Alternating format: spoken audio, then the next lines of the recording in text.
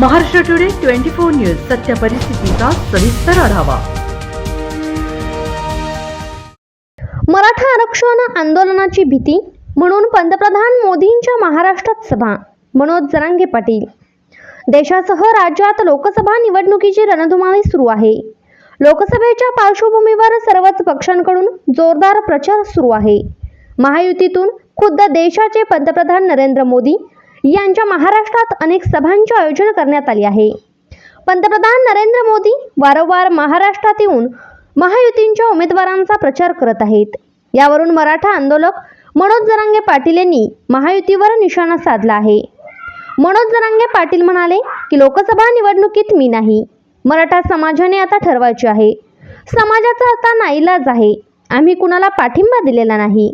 जो सगळे सोयरे या विषयांच्या बाजूने आहे त्यांचा विचार करा। जो सगळे सोयरे विषयांच्या बाजूने नाही त्यांना असे पाडा की त्यांच्या 2-3 पिढ्या पुन्हांवर येऊ नयेत, असे त्यांनी म्हणले आहे। पंतप्रधान नरेंद्र मोदी यांच्याबाबत मनोज जरांगे पाटील म्हणाले की मोदी साहेबांना इकडे लक्ष देण्याची गरज नव्हती। मोदी साहेब शक्यतो स्वतःचं चिन्ह सोडून कधीच दुसऱ्याच्या प्रचाराला गेले नाहीत। मराठा समाजाच्या एकीची भीती निर्माण झाली आहे। इथंच मराठा जिंकला की त्यांना प्रत्येक टप्प्यात मोदी यांना आणावे लागते, म्हणजे यांना मराठ्यांची प्रचंड भीती आहे, असे मनोज जरांगे पाटील यांनी म्हटले आहे। महाराष्ट्र टुडे मराठीसाठी ब्युरो रिपोर्ट, जालना।